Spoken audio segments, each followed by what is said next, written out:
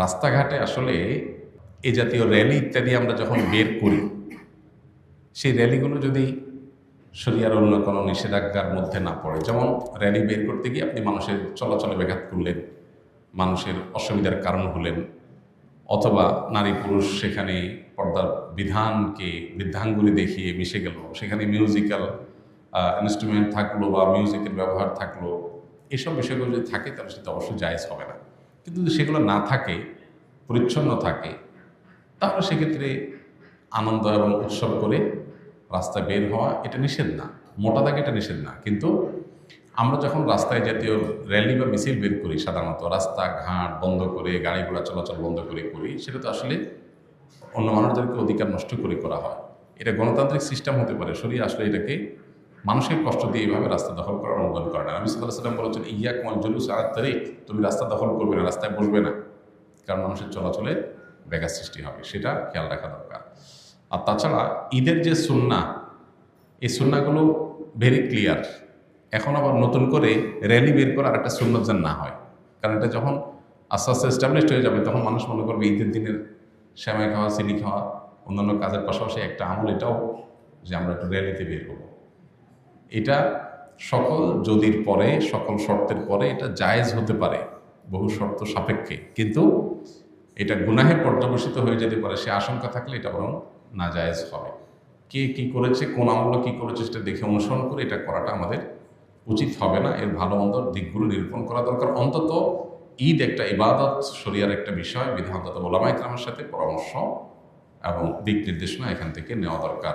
বাইতুল মুকাররম আছে, দেশের প্রধান প্রধান প্রতিষ্ঠানগুলো আছে, সেগুলোর দায়িত্বশীল গুরুত্বপূর্ণ ব্যক্তিবর্গ, কোরআন সুন্নাহর আলোকে যারা গাইড করতে পারবেন তাদের পরামর্শ নেওয়া দরকার। ঈদ উল ফিতরের সুন্নাহসমূহ কী কী? ঈদ উল ফিতরের সুন্নাহসমূহের মধ্যে থেকে সব কিছুর আগে যে সুন্নার নাম চলে আসে সেটা হলো তাকবীর পাঠ করা। আল্লাহু আকবার, আল্লাহু আকবার, লা ইলাহা ইল্লাল্লাহু, আল্লাহু আকবার, আল্লাহু আকবার, ওয়ালিল্লাহিল হামদ। এই তাকবীরটার পাঠ শুরু হবে কখন? ঈদের চাঁদ দেখা যাওয়ার পর। ঈদের চাঁদ দেখা যাওয়ার পর থেকে আপনি গুনগুনিয়ে আপনি এটা পড়তে থাকবেন। যত বেশি সংখ্যক বার বাসা বাড়িতে কাজ করছেন, পরিষ্কার পরিচ্ছন্ন করছেন, ঈদের প্রস্তুতি নিচ্ছেন, হেল্প করছেন একে অন্যকে, এর মধ্যেই আপনার মুখে তাকবীর চলবে। আপনি মাগরিবের নামাজের পরে এশা নামাজ পড়তে আসলেন, মাগরিব পড়তে আসলেন, তারপরে আবার বাসায় যাচ্ছেন, যেতে আসতে তাকবীর পড়বেন। মানে ঈদের চাঁদ দেখা যাওয়া থেকে নিয়ে তাকবীরটা পরিমাণে বাড়তে থাকবে। যে যত বেশি পারেন এই তাকবীরটা পড়তে থাকবেন। কতক্ষণ পর্যন্ত চলবে?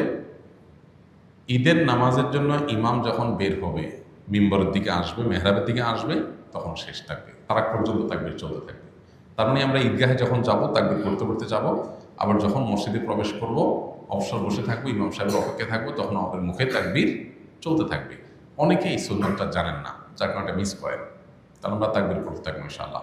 ঈদ উল আজহাতে তাকবীর উচ্চস্বরে পড়ার জন্য, আর ঈদ উল ফিতর তাকবীর বিশেষ করে চলতে ফিরতে যখন পড়বো নীরবে পড়ার জন্য নির্দেশনা করাতে হবে। আচ্ছা, তো তাকবীরটা পড়া এটা হলো প্রথম নির্দেশ। দ্বিতীয়ত হলো ভোরবেলায় অন্য দিনের চাইতে একটু আগে আগে ঘুম থেকে ওঠা। আমাদের উল্টা হয়, সারা রাত ঈদের শপিং, কেনাকাটা, পোলাপানের আড্ডাবাজি করে এসে অন্যান্য দিন ফজর নামাজ জামাতের সাথে পড়লেও ঈদের দিন মাস্ট মিস, উল্টা। অথচ ঈদের দিন ফজর নামাজ জামাতের সাথে পড়া, আগে আগে ঘুম থেকে ওঠা, এটার গুরুত্ব আরও বেশি। 3 নম্বর হলো গোসল করা। ঈদের জন্য গোসল করা। কেন গোসল করতে হবে? কারণ ঈদগাহে অনেক লোকের গ্যাদারিং হবে, আমি একটু ফ্রেশ শরীরে যাব, ঈদের আনন্দটা যেমন পূর্ণতা পাবে, আবার পরিবেশটা ভালো থাকবে।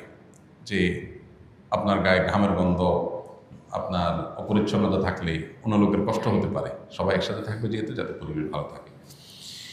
এরপরে আরেকটা সুন্নাত হলো ঈদের দিন আমরা যার যা পোশাক আছে এর মধ্যে উত্তম পোশাকটা পরব। এখানে একটা ভুল কথা প্রচলিত আছে, নতুন পোশাক পরতে হবে। ঈদের দিন নতুন পোশাক পরা সুন্নত না। সুন্নত হলো কোনটা? যেগুলো আছে আপনার এর মধ্যে তুলনামূলক ভালোটা পরবেন, সুন্দরটা পরবেন। ঈদ সুন্নাত ছাড়া, নতুন কাপড় ছাড়া ঈদ হবেই না, এই কনসেপ্টটা আমাদের মধ্যে ঢুকছে ভুলভাবে। এটা শরিয়ার কনসেপ্ট না। নতুন পোশাক ঈদের জন্য জরুরি না। সাহাবীরা প্রতি বছর একটা করে জামা কিনতে পারতেন না, 2-4 জোড়া জামা দিয়ে জীবন পার করে দিতেন সেই 1450 বছর আগের মানুষ। এই জন্য ঈদের দিন যার যা পোশাক আছে এটার মধ্যে উত্তম পোশাকটা পরবো। আরেকটা সুন্নত হলো মেসওয়াক করা। এটাও এই জন্য যে আমরা অনেক গ্যাদারিংয়ের মধ্যে যাবো, ঈদগাহে সব মানুষের সাথে মিশবো, যাতে মুখে দুর্গন্ধ না হয়, পরিবেশ নষ্ট না হয়, অন্য কষ্ট না হয়, সেজন্য। আরেকটা সুন্নত হলো সুগন্ধি মাখা ঈদের দিন। আরেকটা সুন্নত হলো ঈদগাহে যাওয়ার আগে ঈদুল ফিতরে কিছু খেয়ে তারপর যাওয়া, ঈদুল আজহাতে না খেয়ে যাওয়া। ঈদুল ফিতরে হলো ঈদগাহে যাওয়ার আগে একটু খেজুর অথবা মিষ্টান্ন কিছু একটু খেয়ে তারপরে ঈদগাহে যাওয়া। এবং ঈদগাহে যাওয়ার ক্ষেত্রে যে রাস্তায় যাওয়া, আসার সময় ভিন্ন রাস্তায় আসা। আর যদি রাস্তা ভিন্ন না থাকে তাহলে রাস্তা এক পাশে যাওয়া আর এক পাশে আসা, পায়ে হেঁটে আসা যাওয়া করা ঈদগাহে। এখন যদি দূরে ঈদগাহ দূরে হয় তো গাড়িটা দূরে পার্কিং করে একটু ওইটুকু অন্তত পায়ে হাঁটার চেষ্টা করে।